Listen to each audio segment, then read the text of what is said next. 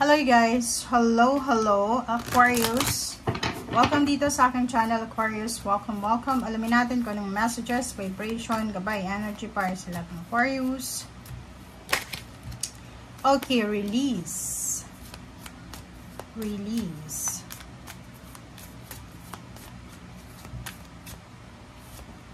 And acceptance. Release and acceptance. Okay, Aquarius. Okay, comment down below if you resonated, Aquarius. Nakikita ko sure dito na since it's New Year, di ba? Marami kang marirealize na nangyari sa nakaraan. Siguro mga 3 years ago, 2 years ago, 1 year ago, pwedeng maraming nawala sa'yo. Yung iba, siguro, literal, nawala ng mahal sa buhay, nawala ng pera, ng negosyo, ng opportunities, ng goals, parang ganon. But this year, nakikita ko sa'yo dito na tanggap mo na, diba? Accepted.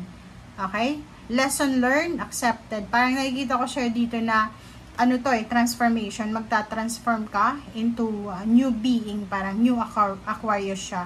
So, siguro for several years kang hindi makamove on, nawala ng karelasyon, sumakabilang bahay, parang gano'n. Release your past and accept the transformation na darating sa buhay mo ngayong January 2025. Okay? So, nakikita ko na you are guided, you are protected, you're safe, you and your family are safe. So, huwag kang masyadong mag-alala. And kung ano man to na gusto mong gawin or plano mo na gawin this year, gawin mo siya ng buong buo. Okay? And wag mong babalikan na yung mga manlulungkot na mga nangyari sa buhay mo. Okay? Be positive. Be positive. Yun yung pinaka message sa'yo ng ating baraha. Aquarius.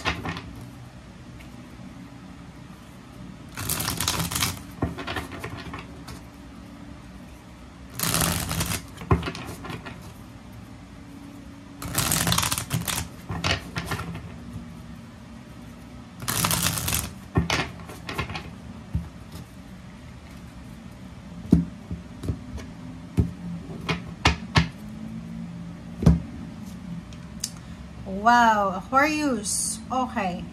So, nakikita natin dito na pagpasok pa lang ng taon, may hawak kang pera dito. Or kung wala ka mang perang hawak, marami kang plano sa buhay na posibleng maglalagay sa'yo ng prosperity and abundance and success. Parang ganun. So, kung ano man tong ginagawa mo siya ngayon, business, relationship, trabaho, focus ang kailangan mo dito. Dito ka na mag-focus dahil ito yung magdadala sa'yo ng success. Isang mayaman, isang stable, isang pwedeng boss mo yan or kung sino man yan ang posibleng mag-share ng kanyang financial freedom sa'yo. Gifts, parang ganun. Nakikita ko sure dito yung plano para sa pag-abroad. Plano sa, bilang babae to. Aquarius ng babae or lalaki, kung ano man ang gender mo. Ay kita natin dito na this year, sisimulan mo talaga yung paghahanap. Sisimulan mong hanapin yung naka-destiny sa'yo na success. Parang ganun. So, ilang taon, ilang beses mong pinag-isipan ito and siguradong ka na hahanapin mo siya. So, searching ka, this year is hahanapin mo kung saan ka talaga nababagay or kung saan ka talaga magtatagumpay. Okay? Okay, so, nakikita ko sir dito na excited ka. It's either excited ka sa bagong trabaho mo, excited ka sa pag-abroad mo, pagte-travel mo, or paglilipat mo ng bahay. O, tingnan mo.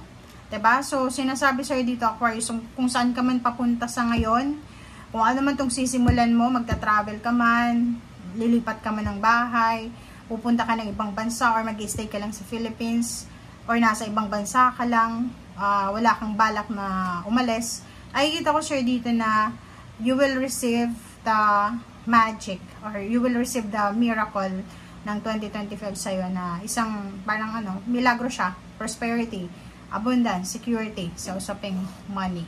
Okay? Nakikita ko rin sir dito na may ikakasal. Okay? Pwedeng may ikakasal. Kailangan mong maglikom ng malaking halagang pera. Kailangan mong mag-ipon dahil ikakasal ka siguro or kailangan mong ayusin, yung bahay nyo, yung parang ganun. So, nakikita natin yung focus mo sa family life, emotion. Isang news, isang financial news ang posibleng darating sa'yo. Scholarship, collaboration, salary increase, long distance travel, long distance job offer. Makinig ka sa sinasabi ng intuition mo, okay? Makinig ka, huwag kang magpadalos-dalos, okay? So, meron ditong, good news, pwedeng, dito, ang ganda na ito. Lalo dun sa mga Aquarius na hindi mabuntis-buntis kayo, kung babae kayo. Pwedeng may magandang balita dito sa January, okay? January na yung matagal yung wish na baby ay posibleng nandito na, okay? Pwedeng may unexpected pregnancy, yung family mo ay sobrang magiging masaya, prosperous, kontento, yun, may kakasal, may bibinyagan, celebratory, matagal mo tong inintay. So, kung ano man yan, pakikawan sa comment section yung Aquarius na matagal nang naghintay na makapag-asawa, may kasal, magkaroon ng anak, magkaroon ng bahay, makapagtrabaho sa ibang bansa, mai-promote, or kano pa man, ang tagal-tagal mo tong hinintay. As in, parang 12 years, 12 weeks, 12 months, or pinakamatagal dito yung 12 years siguro, or 3 years. So, nakikita ko sir dito, lahat ng hindi natuloy ay posibleng matutuloy na, and financially, makukuha mo na yung financial freedom na minamanifest mo. Makukuha mo na yung financial stability and balance na pinagpipray mo. Okay? Tingnan natin yung ilalim mo. So, sa ilalim natin, sinasabi na this year, ang kailangan mong attitude this year is parang yung sobrang confidence. Hindi sa parang kailangan mong maging yung gayahin mo yung personality ng mga fire sign Leo, Aries, Sagittarius na confident sila, passionate, and driven sila. Okay? So, dito sinasabi na be motivated, okay? Be determined. Gawin mo lahat ng mga bagay-bagay na gusto mong gawin sa buhay. Ang nakikita ko sa'yo dito, merong mga Aquarius na marami silang gustong mangyari sa buhay nila, pero talagang tagal na nilang hinihintay, pero hindi pa nangyari. So, dito sinasabi sa'yo na ibaba mo muna yan, na pride mo na yan, okay? Focus ka sa goal mo this year. Focus ka sa kung ano yung financial needs mo. Yun yung sinasabi sa'yo, okay? Doon ka mag-focus. Ibigay mo yung 101% mo dito na effort, energy. Dahil talagang ibibigay din sa'yo ng universe kung ano yung deserve mo na blessings. Okay? So, thank you guys for watching. Bye!